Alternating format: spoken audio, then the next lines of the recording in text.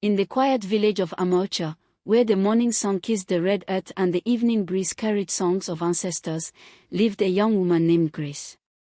She was married to Peter, a tall, broad-shouldered farmer who once treated her like the only flower in the world. In the early years of their union, Peter would return from the farm with firewood on his back and laughter on his lips. He would lift Grace into his arms and whisper, "My queen, our home is blessed because of you." But the blessings, it seemed, came wrapped in sorrow. Grace bore 3 children, all girls. Beautiful, bright-eyed daughters who clung to her wrapper and called her Mama. Yet, with every birth, Peter's love turned to disappointment and bitterness. He stopped smiling. Stopped looking at her. "Where is my son?" he would shout. 5 girls. What use is a woman who cannot give me a son? He started sleeping outside the home. Other women filled his nights, and Grace was left with silence, hunger, and 5 small mouths to feed. Her only hope was her cooking. She set up a small food stall by the market square, hoping her food would bring in money. But across from her stood Beatrice, the village's cooking goddess, whose pots never went cold and whose stall never emptied. Grace watched her own food grow cold and untouched day after day. Her debts rose like floodwaters. This constant comparison weighed heavily on her, making her desperate to find a way to survive. Days passed and the struggle grew heavier on Grace's shoulders. The food stall stayed quiet for most days, and the worry for her girl's future slowly affected her. One cold evening, drenched in frustration and despair, Grace confided in her friend Regina, who whispered of an old woman that lived at the edge of the forest, one who could help. "But you must be ready to take a step no one else dares to." Grace's heart raced. She didn't fully understand, but the promise of help was like a small flame in the dark. "If you are ready," Regina continued, "we can start going now." Grace hesitated for a moment, then nodded. Desperation had pushed her beyond fear. For her daughters, she would walk any path. Desperate, Grace followed her. The old woman was blind in one eye and smelled of herbs and old death. "You want customers to flood your stall?" she asked. "Mix this black powder with your first urine before dawn. Add it to your stew and soup. They will come. They will never want to eat from another hand." Grace's heart pounded. "But," the woman said, lifting a wrinkled finger, "to receive, you must give. A life for fortune.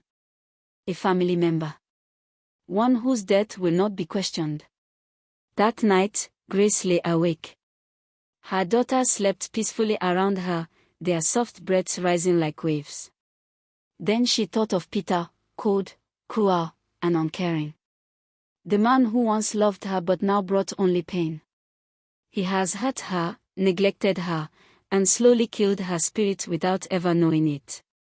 Her mind made its choice. That night, a heavy silence hung in the air. Grace moved quietly to the kitchen, her hands steady despite the storm inside her. As she prepared his meal, with trembling fingers, she mixed a small amount of the white substance into the pot. The old woman's voice echoed in her mind, "This will not kill him immediately, but slowly. As people crowd your stall to buy your food, his life will gradually slip away." When Peter returned home, Grace served him his food with a calm smile. Weeks passed. Her food stall overflowed with people. Her debts vanished. Her name began to rise in praise. Even Beatrice nodded in reluctant respect. At the same time, Peter began to wither. First it was coughing. Then vomiting. His strength melted away. The village herbalist could not explain it. But Grace cooked and smiled. For the first time in years, she could smile freely. Though Grace's food had become the talk of the village, there was something strange about how she cooked. No one ever saw her cooking, not even her children. Until one night, as she cooked her food and prepared her secret mixture, her third daughter, Anna, stirred from sleep and wandered into the kitchen.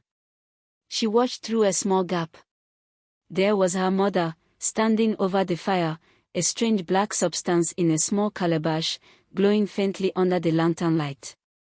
Then Anna watched in silence as her mother squatted and urinated into a second, brown calabash, as though it was part of a ritual. Grace mixed the black substance into the urine and poured it inside the soup and stew. Anna couldn't believe what her eyes had seen. She quickly turned and tiptoed back to the room. In the morning, Anna called her sisters and told them what she had seen last night. But nearby, Beatrice's daughter, Glory, who had been sent by Grace to call one of her daughters, overheard their conversation. Without hesitation, she ran back to the market and told her mother everything she heard. By evening, the village square thundered with anger. Drums pounded. Youths, with fire in their eyes, stormed Grace's home. They dragged her out, ignored her cries, smashed her pots, scattered her goods, and tore down her store.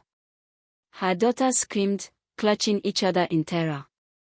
Some called for her death, but others held back, moved by the sight of her daughters. I was desperate to take care of my children. The burden was too much, I could not bear it. You all saw how Peter treated me, how he abandoned us. Please. Forgive me. Grace begged. The village chief arrived. He raised his hand. Grace, he said, you are no longer one of us. Amaocha does not keep witches, you will leave this land tonight. And never return. Her daughters cried out begging to go with her, but the village youths tore them apart. That night, Grace walked out of the village alone, carrying only a small bag. Her children cried, but they could not stop it. As she walked into the dark, she knew she had paid a heavy price. Her food had become sweet to others. But her life was now bitter.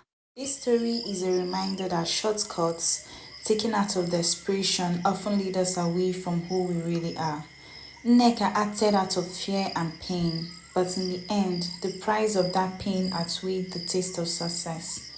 May we remember that with patience and hard work, our gifts can still make room for us, even if the journey takes time. Success doesn't always come quickly, but is worth more when it's built with honesty.